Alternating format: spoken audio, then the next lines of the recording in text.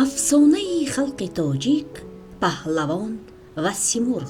در دهه آهنگر زندگی میکرد. وی حلیم نام یک پسری پهلوان داشت. حلیم پهلوان از خردی بسیار خوراک خورده زود کلان میشد. آهنگر او را هیچ سیر کرده نمیتوانست. حلیم در یک روز 3 شتر را خورد هم سیر نمیشد.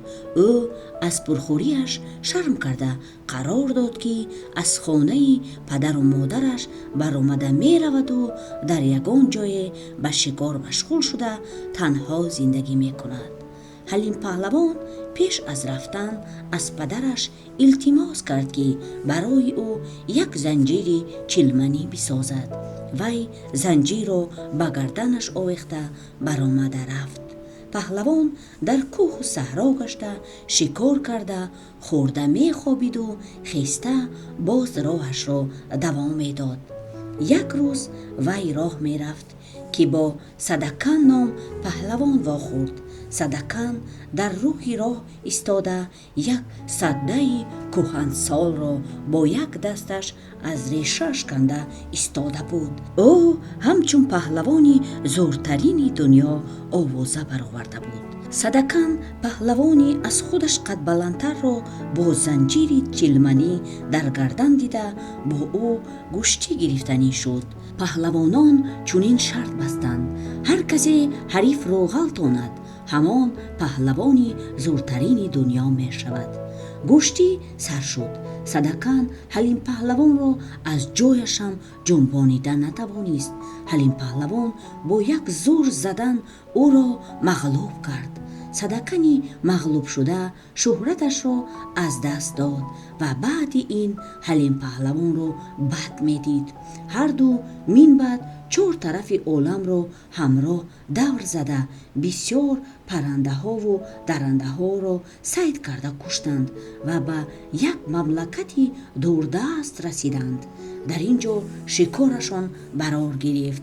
چند سر بوزی یا بایی را صید کرده در یک دیگ کلان پخته خورده سیر شدند و باقی مانده‌اش را برای پگاه ماندند. پهلوانان پگاهی خسته دیدند که دیگ خالی و پوستی بزها را نیز کسی برده است. پهلوانان گرد و اطراف را کوفته دوست را نیافتند. در پیش به لب دره چقوری رسیدند. دیدند که در درون دره در روی پوست بزها یک دیو کلان خوابیده است. حلیم پهلوان بسیار فکر نکرده دیو را با زنجیر چلمنیش چنان زد که او در جای خوابش مرد. دورتر یک دروازه طلا و از پس آن یک باغ زیبای نمودار شد. در این باغ زنهای اسیر دیو زندگانی می کردند. باغ را پیرزنی پاسبانی می کرد. وی پهلوانان را به باغ در آمدن نماند. حلیم پهلوان کمپیر را گوش نکرده به باغ در آمد. وی اعلام کرد که دیو کشته شده است، که اکنون آنها آزادند و به کجایی که می خواهند می توانند بروند. خودش از بین آنها یک دختری نازنین را انتخاب کرده به او پیشنهاد عروسش شدن را کرد. دختر هم با یک نگاه پهلوان را دوست داشته رازیگی داد. اما دختر به صدکن هم معقول شده بود. حلیم پهلوان عروسی خود را چون پری مرغ سبک برداشته به سوی دری برآمد روان شد. وی به جای فرآمدهشان آمده زنجیر چلمنیش را به بالا هوا داد. زنجیر به درخت بند شد. حلیم پهلوان به صدکن گفت که وی روی زنجیر بالا برآمده نوک آن را به درخت سخت‌تر ببندد. صدکن برآمد و دختر را با زنجیر کشیده گرفت. اکنون نوبتی برآمدن حلیم پهلوان رسید. صدکن از فرصت استفاده کرده نوک زنجیر را کشاد و آن را راست به سری حلیم پهلوان پرتافت. حلیم پهلوان به تک دره غلطید، نوک زنجیر به سرش زد و پهلوان از هوش برفت. صدکنی بدکردار عروسی شریکش را گرفته به سوی خانه‌اش راه پیش گرفت. حلیم پهلوان гурснаю ташнаю маҷрӯҳ дар дами марг мехобид. ногаҳон дар осмони соф абри сиёҳе пайдо шуду як пораи он канда шуда ба пеши ӯ афтод. ин пораи гӯшти гӯсфанд буд. паҳлавон гӯшти тозаро саросема хӯрда андак ҷон гирифт. ҳар рӯз дар як вақт дар осмони соф ҳамон абри сиёҳ пайдо мешуду як гӯсфанди пӯсткандаро ба назди паҳлавон мепартофт. ҳалим паҳлавон ба зудӣ шифо ёфт. рӯзе хеста нӯки занҷирашро ба боло ҳаво дод. ҳамин вақт ҳис кард ки худи занҷир боло шуда истодааст. ҳалим паҳлавон дудаста ба занҷир часпид ва дар як дам ба боло баромада дид ки нӯки занҷирро як паррандаи ниҳоят калон бо нӯкаш гирифтааст. парранда занҷирро гузошта парида дар паси кӯҳҳо нопадид шуд. паҳлавон чӣ гуна парранда будани онро намедонист. паҳлавон ҳайрон монд. вай ҳеҷ гоҳ ин хел паррандаи калонҷуссаро надида буд. ҳалим паҳлавон тиру камони худро гирифта ба шикор машғул шуда худро сер мекард. ҳамин ки тандуруст шуд ба ҷустуҷӯи арӯсаш баромад. чанде роҳ рафт ки аз дур як шаҳр намоён шуд. ӯ ба шаҳр даромад. аз ҳар тараф овози гирьяву ноларо шунид. баъд пурсуҷӯ карда фаҳмид ки чанд сол боз дар ин шаҳр як аждаҳое пайдо шуда мардуми онро ба азобу машаққат гирифтор кардааст. аждаҳо ҳар рӯз шутур як гӯсфанд ва як духтарро мехӯрдааст. то имрӯз ҳамаи духтарони шаҳрро хӯрдааст. танҳо як духтари подшоҳ дар ин шаҳр мондаасту халос. ҳалим паҳлавон шаҳрро давра зада дар бораи аждаҳо пурсуҷӯ кард.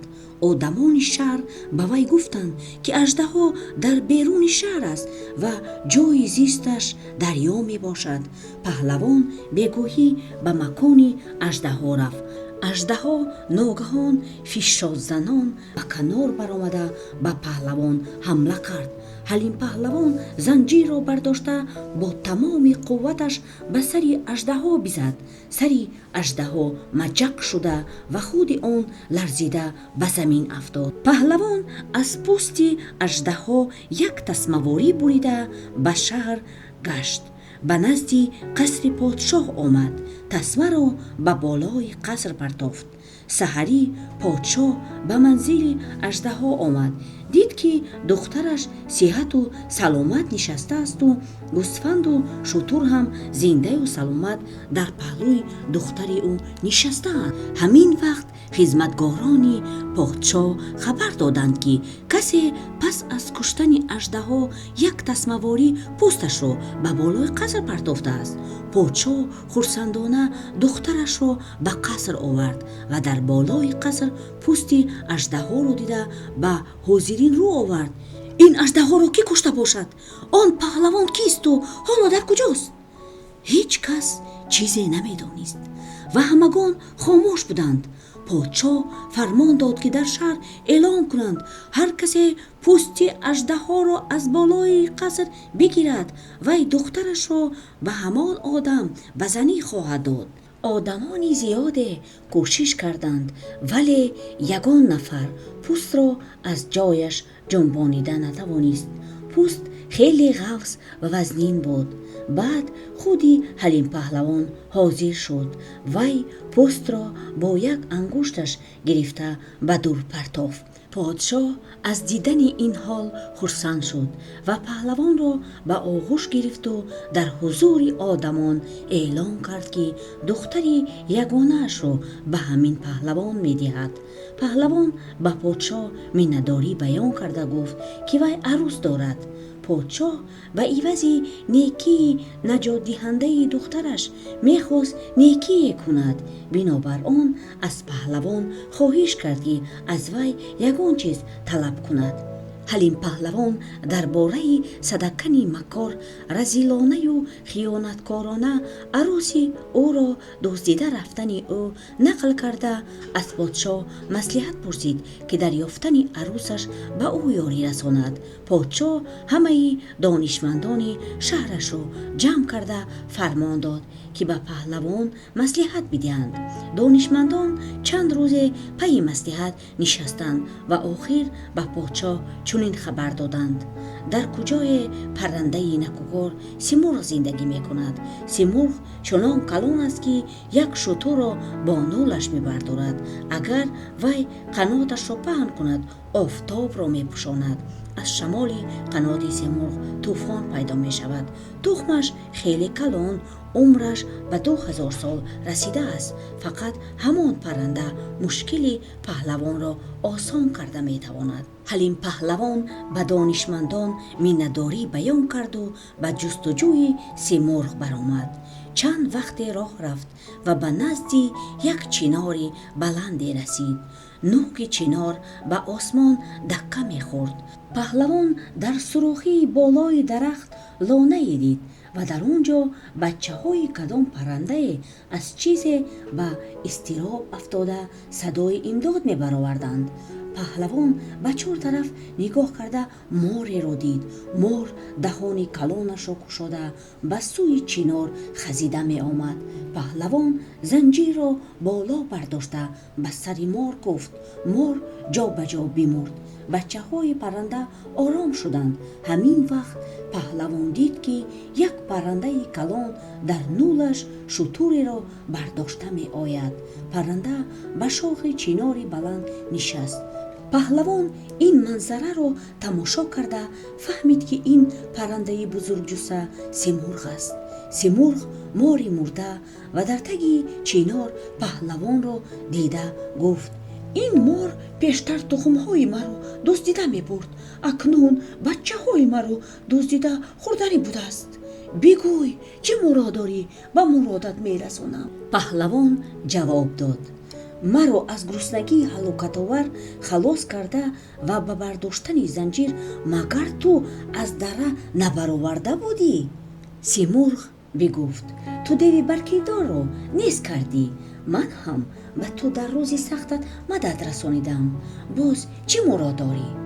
паҳлавон аз симурғ илтимос кард, ки роҳи ёфтани арӯсашро бигӯяд. симурғ гуфт: агар чунин мақсад дошта бошӣ, ба сафари дуру дароз омода шав. ман туро ба пеши арӯсат мебарам.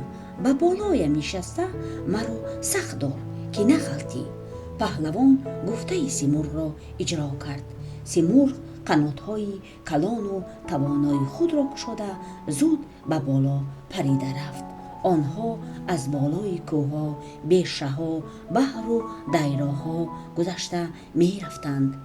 ана расидем, гуфт симурғ баъди чанд вақт. акнун рост рафтан гир ва ба болҳои боғе мерасӣ. арӯси ту дар ҳамон боғ аст. ман баргашта ба назди бачаҳоям меравам. паҳлавон ба симурғ барои ёрияш миннатдорӣ баён карда, хайру хуш карда ба роҳи нишондодаи вай равон шуд. дери нагузашта ба як боғи калоне расид. гирдогирди боғ аз панҷараҳои оҳанин девор карда шуда буд. паҳлавон дарвозаи оҳанинро тақ-тақ зад, вале касе ба ӯ ҷавоб надод. вай ноилоҷ дарвозаро шикаста даромад ва дар як кунҷи боғ арӯсашро дид. духтар дар таги маҷнунбеде нишаста буд.